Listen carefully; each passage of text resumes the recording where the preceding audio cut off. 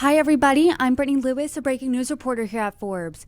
Joining me now is David Daoud, Senior Fellow at the Foundation for Defense of Democracies. David, thank you so much for joining me. Thank you for having me on again. We saw a really chaotic scene unfold in the Middle East, particularly in Lebanon, over the past couple of days. So I would love if you could break down what exactly happened. So on Tuesday afternoon, hundreds of pagers used by members of Hezbollah exploded pretty much at the same time, leaving 12 dead and at least 2,800 injured. On Wednesday, in a second attack where walkie-talkies exploded, 20 were killed and hundreds more were wounded. What do you know about the attack so far? Well, the Israelis haven't claimed this, and they are unlikely to do so. But we can assume that Israel was behind this. The attack itself, like you said, was conducted simultaneously against thousands of Hezbollah operatives who had been using non-traditional communication devices. Hezbollah had switched to these pagers that detonated on the first day of the attacks some months ago as a method to circumvent what they thought the problem was Israeli surveillance rather than something like this. As far as we can tell, it seems like the Israelis had interdicted this shipment of pagers to the organization, or that the shipment was made by an Israeli shell company. And effectively, Hezbollah ended up buying a bunch of pagers from the Israelis unknowingly. And these pagers were distributed to Hezbollah's members and were used in the attack in the manner that they were. And then the next day, the walkie-talkies start exploding at funerals of the Hezbollah members that were killed before and other places.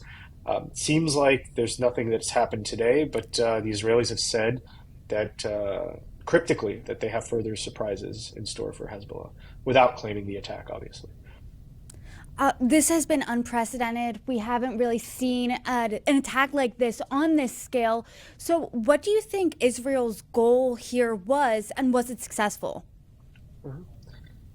Well, the organization and Israel have been locked in war for over 40 years. It's taken on a more active form in the past 11 months, where Hezbollah began attacking Israel on October 8th.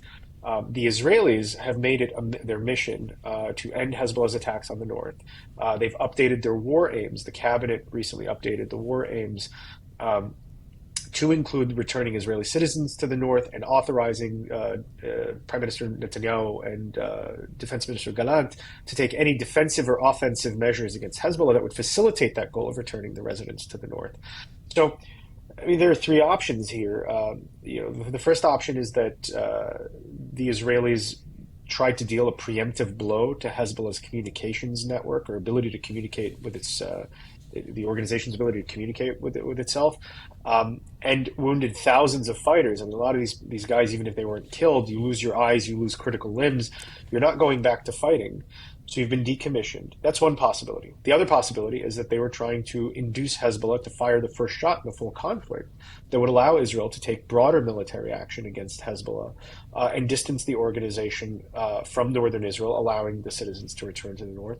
The third and most likely option, in my opinion, is that they were trying to inflict enough pain upon Hezbollah to induce them to back off of this stated goal of theirs, or Hezbollah's stated goal of continuing to attack northern Israel until a Gaza ceasefire is put into place. This is basically meant to increase the price for Hezbollah of continuing to support its allies in Hamas and Palestinian Islamic Jihad and other Gaza-based militants. The videos coming out of these attacks were really gruesome. You saw fingers blown off, groin injuries, injuries to the face. Some, in some circumstances, were dead. And how badly does this weaken Hezbollah, both physically and morally? Because they switched to pagers because those are an old school form of communication to try to stymie these cyber attacks, and yet they were still attacked on such a grand scale. Look, I think it's definitely a psychological blow to Hezbollah.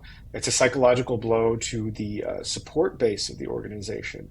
The organization's much of its support is premised on the idea that this is an invincible organization, that they will always be able to deter or defeat the Israelis militarily, that they're undefeatable. This punctures that image for certain. Nasrallah's speech today, Secretary General Hassan Nasrallah's speech today, tried to shore that up, but I think did little to do so. Then there's the actual impact Um, Again, you have thousands of fighters that have been put out of commission. The Israelis were able to reach them in places where they weren't able to expect that they would be reachable. So there's both a psychological impact on the organization, on its support base, and a kinetic impact and an actual physical impact on the organization's ability to engage in war fighting. I mean, even the people that weren't wounded critically for the foreseeable future, we don't know if they'll be able to return to fighting. We don't know the nature of the injuries all of these people have suffered. Yes, we've seen, the people who've lost hands, who've lost eyes, injuries, critical injuries to the pelvic region. These are people who are not going to be returning to combat ever. We don't know how extensive those injuries. I mean, if some people simply receive burns versus those injuries, that would really be a game changer. But as far as we know, thousands have been injured. How badly and how severe those injuries are remains to be determined. A leader of Hezbollah called these attacks an act of war.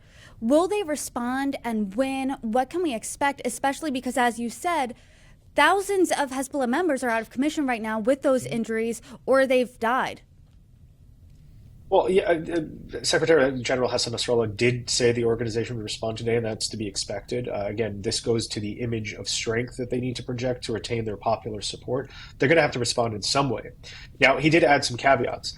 First, he tried to frame this as part of the larger battle that's been going on between Israel. This was trying to induce Hezbollah to back down off of supporting Gaza, and the initial retaliation, right, if you will, was that Hezbollah will continue attacking Israel and will not back down from its goal of supporting Gaza. The actual retaliation, he also addressed that it doesn't seem like they're going to war. He said it could take years, it could take months, and that when it happens, that the Israelis will know. But he didn't give a definite time period. He didn't give a definite form for the response, for the retaliation. Again, this is partially face saving, but it is also an attempt, I think, to avoid being dragged into a larger war that Hezbollah does not want right now.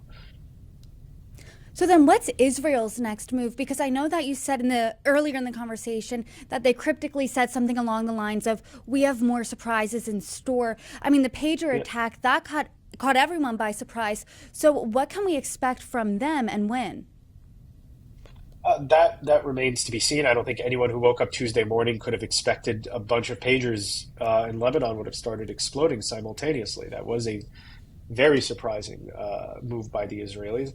I think we can see for the time being, perhaps, a return to the status quo ante.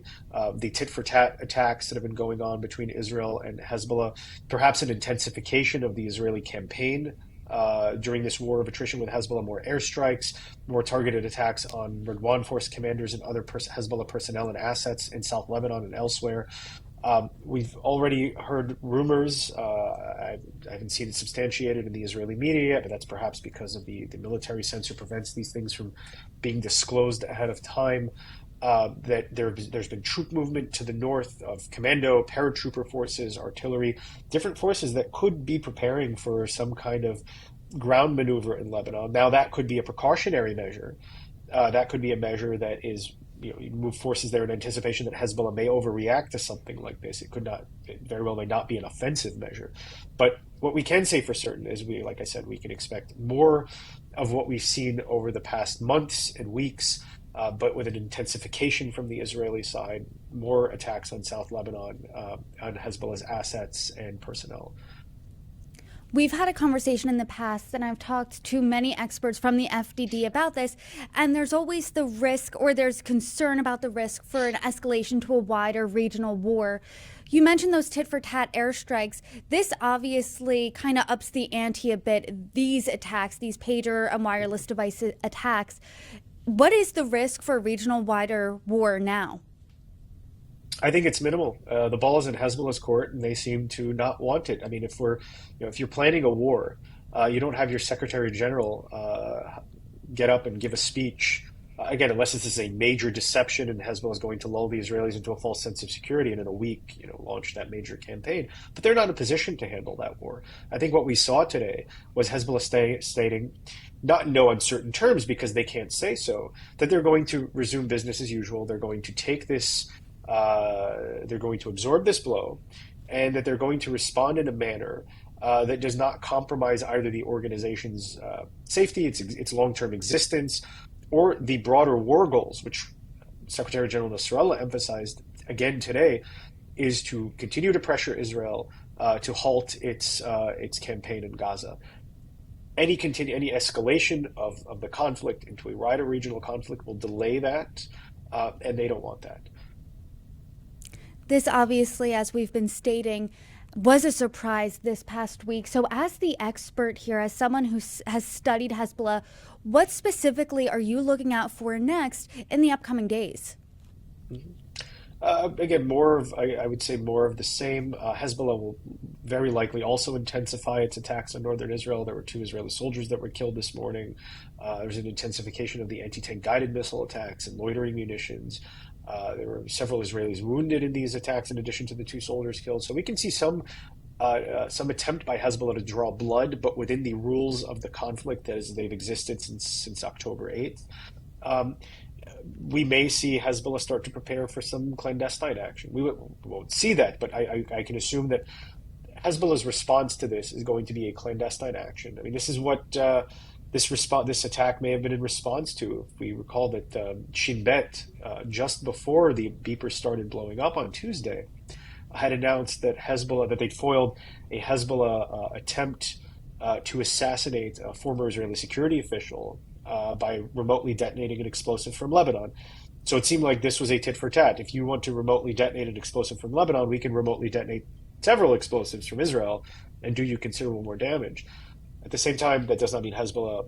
I don't think Hezbollah has the capability to respond on the scale and in kind to Israel, but they will attempt to do something. I think that will cause sufficient harm to Israel and sufficient counter psychological impact. Be it maybe targeting Israeli soft underbelly targets or Jewish soft underbelly targets, or maybe another attack within Israel. But I don't think we'll see that in the coming days. This is going to take time and planning on behalf of Hezbollah.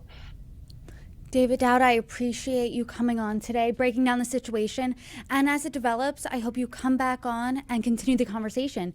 David Daoud, thanks for joining me. It's always a pleasure.